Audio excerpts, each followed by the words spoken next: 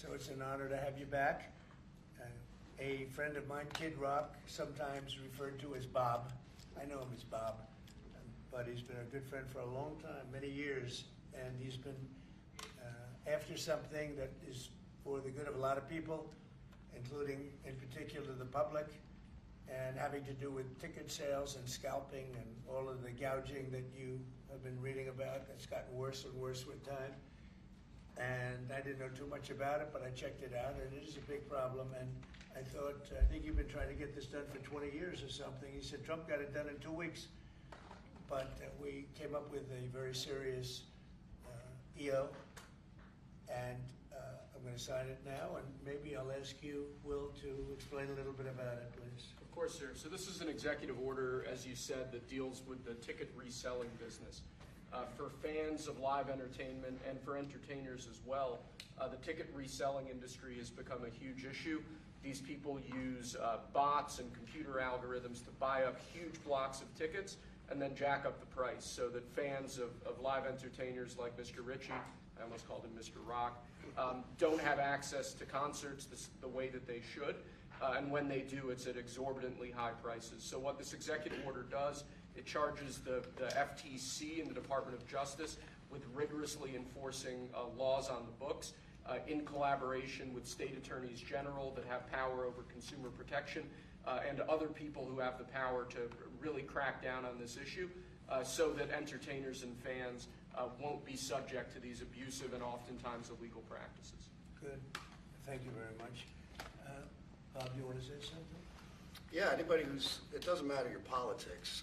First off, thank you, Mr. President, because this has happened at lightning speed. I know you I want to make sure Alina Haba gets her credit too, because I know she worked very hard on this, but thank you for making this happen so quick. Anyone who's bought a concert ticket in the last decade, maybe 20 years, no matter what your politics are, knows that it's a conundrum. You buy a ticket for $100, by the time you check out, it's $170. You don't know what you can charge for it, but more importantly, these bots.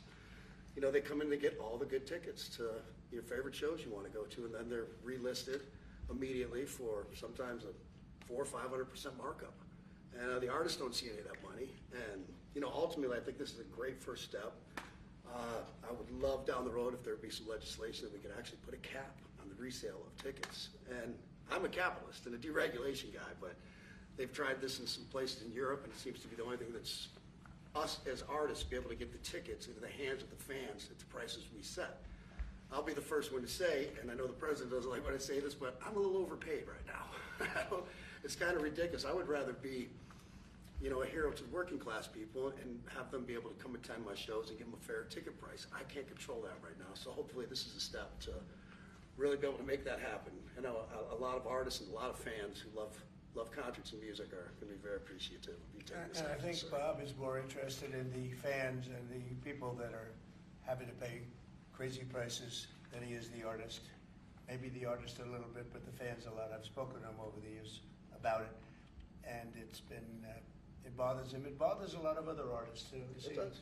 The artists, and they go out with a $100 ticket and it sells for $2,000 the following night. And they seem to be able to sweep up the best locations too, which is pretty amazing. So They've only enforced that Box Act one time, I believe. Yeah. A couple years ago in New York City, I think we got a $2 million fine. And that's the only time they've enforced that act. And who's the primary culprit? Who sells these tickets? It's the scalpers. It's these bots go in and they're automated, so you're. But is there a company involved? You might not want to No, say. no. Well, there's reselling markets. Yeah. I think I know, Peter. But that's all right. Don't get them involved. Maybe What company do you think? Maybe they're more innocent than we think. Well, if you think of it, like if Ticketmaster sells a ticket, if you buy a ticket and go to a show, you're in a lot of ways their worst customer. Because they make another 17, whatever percentage every time that ticket resells. So they don't want to enforce the Bots Act necessarily because they're making more money off it. No, the artists don't see any of that money, but that's not what I'm advocating for, is for me to make more money. I want the fans to have fair ticket prices, be able to go and enjoy more shows. I know people that they decide on a family vacation or going to their favorite concert once a year rather than, you know, my parents used to go see multiple shows when you could afford them back in their day. And I'd like to take my ticket prices lower, but if I set my ticket prices low, these bots immediately eat them up and they resell for hundreds of dollars more, and I'm just making these bad actors rich. Well, I think this is a big step to getting it stopped. Did you have something, Brian? Yeah, I do actually. I actually feel that the consumer is going to take the money that they've saved and actually buy merch, which you guys have a big percentage of, or do concessions, which you guys split with the venue on that as well. So I think their We money don't goes share first. concessions a lot. No? No, those are, we try to, but they don't want to share it in the beer prices and parking or any of that stuff. But the bottom line is there's money for everyone to be made. There's plenty of money to go around. You know, no one's going to really lose here. You know, Ticketmaster, if we can get a cap, they're going to lose some money. But I've already talked to CEO Michael, and he's given me his word. He's on board for it. I was talking to Jacoby with Papa Roach earlier, and by the way, he's a big fan of what you're doing, President Trump, digging into this whole scalping and the bots. A lot of musicians, you can say that, they're with Kid Rock, sir. Good. On I this, think so. without a doubt. A lot of people are. President Trump, Peter? would you ever wear a jacket like that? I don't know. I was thinking about doing it for tomorrow. We have a big event coming up, and I was thinking about doing it, but I'm not sure. So you recently bought a Tesla for White House staff I did. to use, but now there's all these domestic terrorists targeting Teslas. Are the staff scared to drive it? I don't think so. I haven't heard. They were complaining. I did buy one, and I let the staff use it. We have it parked conveniently, and one day we give it to Margot, one day we give it to Chamberlain, give it to Natalie, we give it to everybody around, give it to Dan Scavino, but he's got so much money it doesn't matter. But they love the car, and it's a great car, and it's made here, and it's made in the country. He's got a tremendous plant now in Texas, and he has one in California. Does a lot of his work here, and he's been really unfairly treated, in my opinion. I drive one. And Yeah.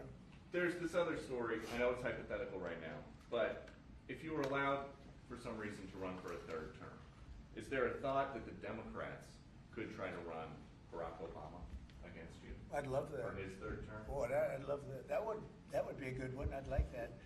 No, people are asking me to run, and there's a whole story about running for a third term. I don't know. I never looked into it. They do say there's a way you can do it, but I don't know about that. But I have not looked into it. I want to do a fantastic job. We have 4 years, just about, almost close to 4 years. Time is flying, but it's still close to 4 years, and we're getting a lot of credit for having done a great job in the first almost 100 days. And we have some big things we're going to be announcing over the next 2 days, and you know very well, Peter, and I think it's going to be something that's going to bring a lot of wealth back to our country, tremendous wealth back to our country, actually. And other countries are understanding it because they've been ripping us for 50 years, longer, but they've been ripping us off for years, right from the beginning. And I think this is going to be an amazing, I call it a lot of different names, but it's really, in a sense, it's a rebirth of a country because how we could have afforded to do what we did. We help everybody, and they don't help us. I really, the term I like best probably is the liberation of America. It's the liberation of this country because it's incredible. Look, we have 36 trillion in debt for a reason, and that accumulates over a long period of time. So I think what you're going to be seeing over the next couple of days will be very inspiring to a lot of people. You know, they had a lot of auto plants being built in a certain country. I don't want to mention the country because we get along great with the country, but those plants aren't being built there anymore. They gave them up today and yesterday, day before, and they're building them all now in the United States. And we have many examples, not only auto plants, chip companies from Taiwan are coming in. The biggest, Mr. Wei, he's big. I said, you are a smart guy, aren't you? I've been reading about him over the years, but he controls a large portion of the chip business, as you know. You don't get smarter. They're going to be investing $200 or $300 billion. Apple's investing $500 billion. You know, they always built their places in China. Now he's building here. I think because of you speak to Tim Cook, because of the election, but maybe more importantly because of the tariffs. You know, he's got really an obligation to do it. But we have many, many companies that you haven't even heard of. But I think we'll be at $5 trillion very soon. And if you think about this, we've never been anywhere near that. I don't know if we've ever been at $1 trillion. What do you mean by that? We're 500. What do I mean by trillion? 5 trillion. What are you referring to, sir? I think that we're going to be at $5 trillion of investment. I think you're going to have investments very shortly. We're already 3.5, and we have commitments, verbal commitments for a lot more. And numbers like that have never been done in this country, and it's gonna get harder. This is in 2 months. It's really in less than 2 months, because since we've really gone out with it. And we have other interesting things happening, but to me, the whole tariff situation, and essentially they've done that to us for many years. So if we're anywhere near 5 trillion in 2 months, this could be numbers like the country's never seen. And every time you hear a dollar spent, that's another job, because the jobs are coming with it. So auto plants, chip plants, pharmaceuticals, lumber coming in. We have things happening in this country. I'm not sure that they've ever seen it. Steel, we have tariffs on steel.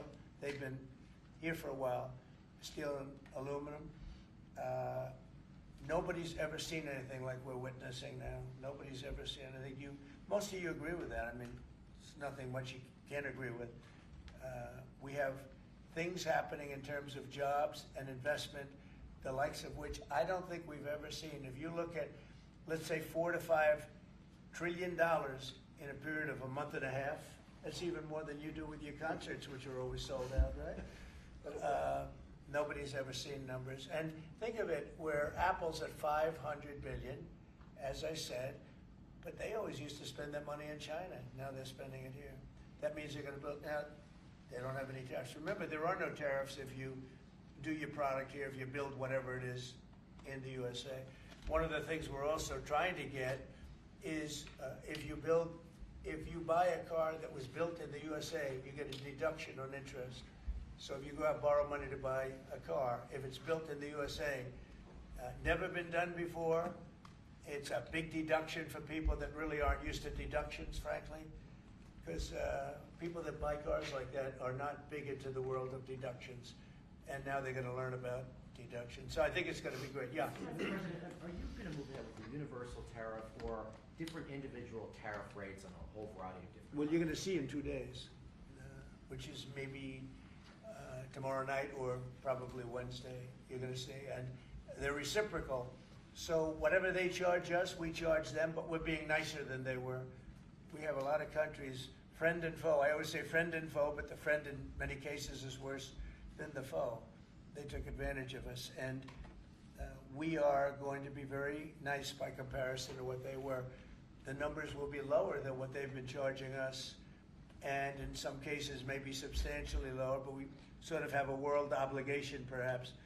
But we're going to be very nice. Relatively speaking, we're going to be very kind. Mr. President, you met with the chairman. Somebody said that about me the other day. He said, who doesn't know me very well, they said, "You're such a kind person." And I said, "Say that again." They said, "You're a kind person." I said, "I've never heard that before." It was a weird statement. I was kind. Who said that? I've heard of words that, I don't know, I better not tell you. I've been called a lot of things, but it's sort of a different kind of a word. It's like an old-fashioned word, isn't it? Mr. President, you met with the chairman of Stellantis today. Did Yes. he ask you for a pause on the auto tariffs? No. What was that meeting about? Just about some of the problems they have with the environmental, which we're going to clean up. Have any of the automakers? We're going to probably go back to 1920. If you look, we're going to go back probably to a 2020 standard. So we'll have 2020 standard, and that's just a few years ago. Oh, they're making it so difficult all over the world. They're making it. It doesn't mean a damn bit of difference either for the environment. It doesn't matter. They make it impossible for people to build cars. So we're going to be doing much different. 2020 is a strong standard, but they've taken it to a level now that makes it very difficult to build a car. So we're going to be bringing it back to a standard that is a very good environmental standard, but it makes it possible to build a car. Have you heard any concerns from the automakers, though, about the tariffs on parts that will go into effect No. over the coming They weeks, about all what that's going know. to mean for the price of Well, I gave them a American-made big break cars? for a month. I didn't charge them anything, for a big month, for that first month. And they brought a lot of material into this country because they could bring it in without tariff. If you look at Canada and Mexico, they were driving hundreds of thousands of cars into the market because they avoid the tariffs by doing it before the tariffs go on, which would be Wednesday. And I saw some of your shows where cars are lined up for miles and miles. Some of them didn't have fenders on them. Some of them didn't have the roof on yet. They're driving it here brand new. They're driving it in because they want to avoid the tariffs. I let them have that. They sort of took advantage of it because, that wasn't part of the deal, but that's okay. Are there any They're countries- great American car companies, and so I gave them a little break on that. Yeah. Are there any countries that you're not targeting on Wednesday? Well, it depends. I said it's reciprocal. Not everybody has made a fortune, but almost everybody has, but not everybody. And the ones that haven't, we're going to be very nice to them. And on a separate issue. Because that word reciprocal is very important. What they do to us, we do to them. Okay. Can I just ask you briefly on President Putin? You said over the weekend, or indicated over the weekend, some frustration with him. How serious are you about imposing oil sanctions on No, I Russian want oil? to see him make a deal so that we stop Russian soldiers and Ukrainian soldiers and other people from being killed. But mostly it's Russian and Ukrainian soldiers. They're losing at least 2,500 human beings, beautiful human beings, a week. And I want it to stop. And some people would say, why do you worry about Russian soldiers or Ukrainian soldiers? I worry because they're just like you people. They're like us. They're like all of us. And I seem to have an ability to do those things. And if I can do that, I think it's a very worthwhile thing to do. And I think we will. No, I want to make sure that he follows through, and I think he will. I don't want to go secondary tariffs on his oil, but I think, it's something I would do if I thought he wasn't doing the job. I did it with Venezuela, secondary tariffs, and you know what happened? Every boat left the harbor. Did you see that? It was a beautiful thing to see. The whole harbor emptied out. My words weren't even finished, and I have these massive ships. They're actually taking the hoses and dumping them into there. They couldn't get out of there fast enough because they know I don't play games.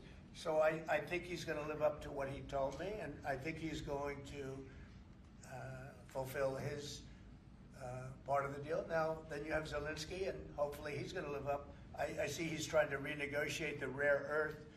We did something because, as you know, the Europeans get paid back the money that they gave, and we don't, because Biden is an incompetent president. And he should have asked for rare earth, or he should have asked for the loans to be guaranteed in some form. That's what Europe did. Europe is in for probably $100 billion, and we're in for $350 billion. So we're in for more than 3 times. And now you could make it a little bit less than that, but it doesn't matter. Whatever the number, we're in for substantially more than Europe. We could be in for $350 billion. They have no idea because Biden wasn't a good bookkeeper except for himself. And what happens is we made a deal for rare earth. It was all done. And I heard through you, I haven't spoken to them yet, but through you I heard that they're now saying, well, I'll only do that deal if we get into NATO or something to that effect. Well, that was never, number one, discussed. Number two, I think it's going to be long before Putin, they said you're not going into NATO. And it could be, that's probably the reason the war started, actually. We're hours away from a very special election. Wisconsin, Florida. I want to share your thoughts on Republican voters to not sleep on this. Yeah. 2 very important races you got. Well, it's a big race, Supreme Court race in Wisconsin. It's taking place essentially as it was early voting, and so we'll see what happens. It's a big race. I love Wisconsin. We won Wisconsin. Republicans typically don't do very well in Wisconsin, but I did.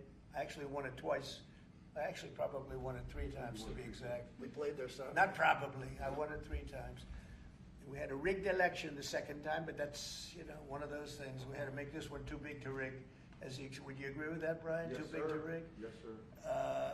So anyway, but there's a big race, and I hope you get out and vote for the Republican. The woman is a radical left lunatic, and let's see who wins. But the woman will be very bad, and Wisconsin's a big state politically, and the Supreme Court has a lot to do with elections in Wisconsin. So if whoever it is that's running, including even Senate races, etc., but whoever it is in 4 years that runs, having Wisconsin is a very big, we won it early and big, but winning Wisconsin's a big deal. So therefore, the Supreme Court choice is the one you're talking about right now. It's a big race. It's going to be announced fairly shortly. President Trump, on TikTok, big week of deadlines. You got Liberation Day and then TikTok deadline. Yeah, is this we week. do, which I can extend if I want, but we have a lot of enthusiasm for TikTok for buying it. I think TikTok is good. I used it I was a great TikTok guy, and we won by 36 points, the youth. You know, we won the youth, which Republicans don't do. Maybe it's because Kid Rock likes Trump, I don't know, but we won the youth by 36 points, and I attribute some of that to TikTok. Is the TikTok deal, the negotiations now, tied to a bigger tariff deal with China? No, but you know, it could be. I mean, you know I've used tariffs for lots of different reasons, but I could see, you know, 1 point in tariffs with China, big country, would be probably worth more than all of TikTok, as valuable as TikTok is. It's big stuff. So there's a great example. That's a great question, actually. I'm a very flexible person. I could use that for that. Like, maybe I'll take a couple of points off if I get approvals for something. I haven't done it. Maybe I'll do it, maybe I won't. But it's a very good question. Peter, you're very good. Thank you. You'll love this one. Go ahead. I can It's imagine. not front page news, but I am just curious. What is your thought about Tiger Woods now becoming part of the broader Trump family? Well, I love Tiger, and I love Vanessa, and they had a great relationship. I happen to think the relationship with my son, I happen to think the relationship was hurt very badly by the witch hunt that went on, Russia, and all the crap that they put Don through, who knew nothing about it. But Vanessa and Don had a very good relationship. They have incredible children, 5 incredible children, all good athletes, all great students, they're like great. And they broke up, you know, quite a while ago, and which was to me very sad because I think they're both great. Don and Vanessa, and Tiger actually called me a few months ago, and you have a very special, very good relationship with Tiger. I played golf with him a couple of times over the last month, and he's a fantastic guy and a fantastic athlete. And he told me about it, and I said, Tiger, that's good, that's good. I'm very happy for both. I just let them both be happy. Let them both be happy. They're both great. To follow up on China, China, South Korea, and Japan say they're going to work together in cooperation to respond to the tariffs that you're going to put into effect this week. Are you concerned that this move of the tariffs this week could push some of the United States' closest allies to work with China? No, I'm not worried about it. I'm not worried about it, yeah. Mr. President, can I ask I you about think they have a something? chance of doing better, actually, with the tariffs. It could actually help them in a certain way. And I think a lot of them will drop their tariffs because, you know, they've been unfairly tariffing the United States for years. And if you look at the European Union on cars, the European Union already dropped their tariff down to 2.5%. It was announced a couple of days ago, which is what which is a very small tariff. The United States charged very little. And I think I heard that India just a little while ago is going to be dropping its tariffs very substantially. And I said, why didn't somebody do this a long time ago? A lot of countries are going to be dropping their tariffs. About something that happened in France today, Mr. President. Marine Le Pen, the far-right leader, got convicted in court and is now banned from running for office for 5 years. Do you have a comment? That's a big deal. That's a very big deal. I know all about it, and a lot of people thought she wasn't going to be convicted of anything, and I don't know if it means conviction, but she was banned for running for 5 years, and she's the leading candidate. That sounds like this country. That sounds very much like this country. Okay, anybody else? You've been presented with a bunch of proposals for tariffs by your advisors. They've been talking about that idea publicly. And who? That your advisors have presented ideas They to you do. about Oh, yeah. about tariffs and what to do in the next few days. Have you settled Well, on you're any- going to see, I've settled, yeah, a long time ago. Yeah. But we talk about it. We talk about it a lot. We want to do what's right for the country and even the world. You know, affects the world, not just this country. This has been the piggy bank for the entire world. So it really does affect the world, and that's important to me also. Yeah. Mr. President, in the past you have said that you want the quick return of Austin Tice, a Marine Corps veteran and a journalist who went missing in Syria over 12 years ago. Yeah. Have efforts been made to locate Austin Tice been extended beyond Syria, including potential leads in Iran? And do you have plans to get in touch with Ms. Deborah Tice, the mother of Austin Tice? And also at the same time, organizations like Hostage Aid Worldwide have been on the ground in Syria searching for Austin Tice for many years. Can I get your comment on the future potential future plans to locate Austin Tice and to bring him home finally? So we've been looking, as you know, for Austin for years. I don't know about Biden. I don't think Biden was looking for anything, but we were, and there's been virtually no sign. You know that. There's been no sign of Austin. An incredible young guy. Be less young now. It's been a long time. It's been many, many years.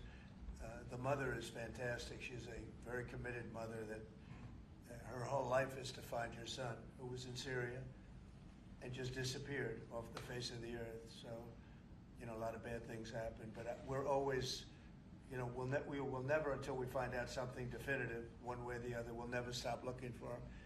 But we have been, and the response, it's just a lot of dead ends. He's been gone for a long time. The problem is there's never been a sighting. You know, sometimes you'll have somebody you're looking for him and there's a sighting. There's never been a sighting of Austin, but we are out there and we have great respect for his family and for his mother. She's been unbelievable. Yeah, Mr. please. President, a question about... No, behind you. Oh, apologies. Yes, you've had outreach with the leaders of Russia and China. You've made an outreach to Iran. When are you going to plan to reach out to North Korea and Kim Jong-un? Anytime in the near future? Well, I do. I have a very good relationship with Kim Jong-un. Now, you people hate to hear that, but it's very important. I got along with him fantastically, as you know. It started off very rough, very nasty. Little rocket man, the whole thing was a nasty deal. And then one day we got a call that they'd like to meet. We met. We have a great relationship. And yeah, we have, there is communication, yeah. Mr. I President, think it's very important. You know, he's a big nuclear nation, and he's a very smart guy. I got to know him very well. Remember, I put my foot across the line, and then I walked across the line. I don't know if Secret Service was thrilled with that. They actually wasn't. They were not too thrilled. But I have a very good relationship with him. Yeah, we'll probably do something at some point. Yeah, please. Jeff. Who's on your short list, Mr. President, to replace Elise Stefanik as U.S. Ambassador to the UN? So we have a lot of good people that want it. First of all, Elise is fantastic, and I just don't want to take chances with you guys saying, how is the election going? We have a congressional election that's a little bit close. I guess the one is in good shape, but the other one's a little bit close. But Randy Fine is a great guy. They're both good candidates. They're very good. But it's, you know, a little bit, we want to be careful. And Elise is very popular in her district, and so am I. We won by a lot of points, and so did she. And there's a lot of people that wanted to run for it, but we have no idea, are they going to win it? I think it's just security. And I said, Elise, what about going back? Because they love you there, and she's going to take a big leadership position with Mike Johnson and the group, the speaker. And I can tell you that for the replacement, we have a lot of people that have asked about it and would like to do it. David Friedman, Rick Grinnell, and maybe 30 other people. Everyone loves that position. That's a star-making position. And so we'll see what happens. But we have a lot of people that are interested in going to the United Nations, as you can imagine. Yeah. So we get a quick music question. Favorite song to play live is what? And then my question for you, Mr. President, your favorite rally you did last year, 2024. What was your favorite one? Favorite song to play live? Yeah, favorite song to play live. Oh, that's a tough one. It'd have to be one of the hits, probably Cowboy or Ball with the Bar. There's a song that I've played every night that was never a singular hit that I probably should not say the words to in this office right now. I think for you, Mr. You never met a He does, certain by the person way, like his me. rallies are amazing. He does great and gets big crowds. He's really a star when it comes to that. He is a very talented guy. I would say maybe Madison Square Garden. Yeah. Because anybody that was there, the owner of the garden, Jim Dolan, who's, you know, to me always been terrific. He said this, he's never seen anything like it. We had when you announce Madison Square Garden, it's a big arena, but we sell out big arenas. We sold out in Milwaukee. We sold out at every big arena. We never had empty seats. It's amazing. They talk about Bernie Sanders gets 2,000 to 3,000 people. Everyone said, these crowds, I get 107,000 people in New Jersey. In Butler, PA, we had over 100,000 the second time. We had 55,000 the first time. We have big crowds. I would say Madison Square Garden, because I grew up in New York and the garden is great. Jim Dolan treated us well, but everybody said because I think I could have filled it up 10 times. We had hundreds of thousands of people that were stacked all the way back to the Hudson River and on the other direction, back to Fifth Avenue. Nobody's ever said, I don't mean with a line, I mean like 50 deep, this way. The streets were closed, the whole thing, it was crazy. And when you take that, you want to do well at Madison Square Garden. You don't want to have empty seats. But we could have sold it out, Brian, 10 times, and everybody knew it. And I think we got a good indication that that's where the election was going. And we won every swing state, and we won by millions of votes. It was a great election, yeah. Mr. President, the U.S. military transferred 17 individuals to El Salvador overnight. Did you discuss with your team whether these deportations would run afoul of any recent court orders? No, I do want to thank, however, the president. He has been unbelievable, and in relation to us. But I think that our people have done an incredible job. I got elected on the basis of getting bad people out of our country that shouldn't be here, very dangerous people out of our country, and that's what I did. And then you have a judge that wants to take over, and I can't imagine it can be allowed. If it was up to him, they'd all be put back in our country. These are killers. These are drug lords. These are really bad people. But I want to thank the president of El Salvador because he's done an amazing job. You saw it. Yeah. Elon Musk's special government tenure is coming to an end, 130 days, I think another month. Yeah. Do you want him to stay longer, or is it time for him to go back to running his companies in Europe? Well, I think he's amazing, but I also think he's got a big company to run, and so at some point he's going to be going back. He wants to. Would you want to keep him around? I'd keep him as long as I could keep him. He's a very talented guy. I love very smart people. He's very smart, and he's done a good job. DOGE has, we found numbers that nobody can even believe, like 400 billion, 500 billion. It could be close to $1 trillion by the time they end on different things. And he's led the charge, and you've seen a lot of his people. And these are people that joined up. I always say they're high IQ people. I like high IQ people. And they've done a great job. No, at some point, Elon's going to want to go back to his company. I will say he's got, despite the way he's been treated, so he's an American patriot, but the way he's been treated with Tesla is just terrible. It's just terrible. Once he goes In fact, back- you have a Tesla, and you love it. You love it. He was saying before he bought a Tesla, he loved it. A lot of people are buying Teslas, I think, and I hope they are. He should not be treated that way. He's done an incredible service to our country. Well, once he goes back, is DOGE going to keep operating even without Elon here? Well, I can't tell you that. I can say this, that a lot of the people that are working with DOGE are the secretaries, the heads of the various agencies, and they've learned a lot, and they're dealing with the DOGE people. I think some of them may try and keep the DOGE people with them, but, at a certain point, I think it will end. But they have also gotten a big education, and they're doing a really good job. There'll be a point at which the secretaries will be able to do this work and do it very, as we say, with the scalpel. And that's what we want. Yeah, Jeff? Mr. President, have you had any updates on the U.S. soldiers missing in Lithuania? I have. Can you give us an update? So 3 are no longer with us, and 1 is unfortunately probably in the same category, but they haven't declared that yet.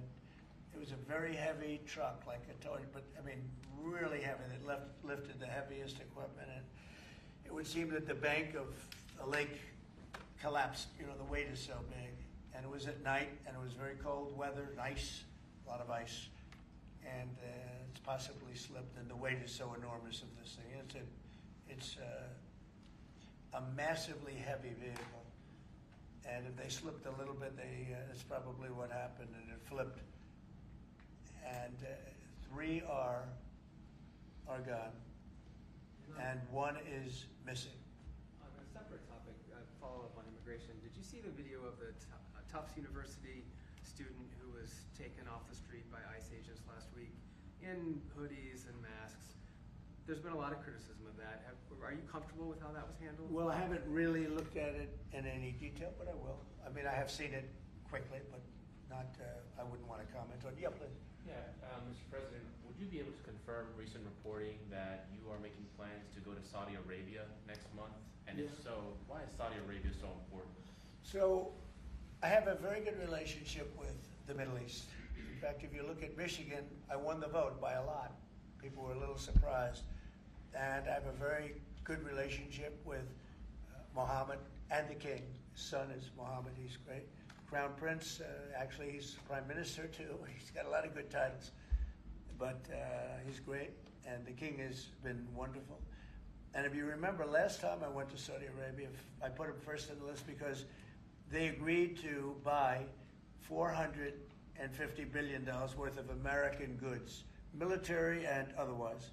And they did, and it was an unbelievable day. It was in this gorgeous ballroom, and companies were there from many, probably 100 companies, and they were given anywhere from 40 or 50 million dollars to less, and more actually. In case some of them were given numbers that were just many times that amount. I think we had a couple of $20 billion deals, and big stuff. And it's a very rich country because of oil. And we are a very rich country ultimately when we straighten out because of oil. Oil is always good. And I agreed to do it again, and they've agreed to spend close to $1 trillion of money in our American companies, which to me means jobs. So they're going to spend hundreds of billions of dollars giving them to American companies that are going to be making equipment for Saudi Arabia and other places in the Middle East. And for that, I think it's worth it. I did it last time, $450 billion, and the press was there. It was one of the most unique days I've ever seen, where companies would get up and you're getting $20 billion. They named the company, the chairmen were all there, every chairman and top person in the company. You remember that, Peter? I don't know if you were there. You might be too young for that. I was on the Democratic campaign trail. It was boring. This was a much better deal. But it was amazing, actually. It was an amazing day. We sold and we partook in $450 billion worth of investment into American companies. And they announced the company, the amount of money, $1 billion, $5 billion, $25 billion. And the chairman of the company, many of whom, you know, well-known figures, prestigious figures, great business leaders, they went up, they shook the hand of somebody, and they would sit down, and we just had a big investment made. So it was a record. Nobody ever beat it before. $450 billion worth of jobs. I view it as jobs more than anything else. And now we're close to $1 trillion, so it's more than double the number that we did when I first came to office. And this trip takes place next month. It could be next month, maybe a little bit later, yeah. And we're going to Qatar also. And also we're going to possibly a couple of other countries. UAE is very important. It's a great leader in UAE. And I had his brother here the other night, if you saw that. We had a wonderful guy, a wonderful family. So we'll probably stop at UAE and Qatar, and as I used to call it, Qatar. Nobody's ever told me right or wrong. I always like to say Qatar, but it's Qatar. They like to say Qatar. And Saudi Arabia, the three of them, and then we'll go other places also. But in the Middle East, those seem to be the three. And again, tremendous amounts of jobs will be created in those 2 or 3 days. Thank you very much, everybody. Thank you, press. Thank you, press. Headed out that door right there. Oh, Thanks, guys. Thanks, guys. You guys. Wait. Well, that was good. Okay, ready, everybody? You better do well with this. He's going to do it. Make sure everything is nice and clean, right, for your Make industry. America fun Because again. you're not in a clean industry. Hold that up. Okay? Thank you, everybody. Thank you, press. Thank you, press. Everyone. Thank you. This way. Thanks, everybody. Thank you. Thank you.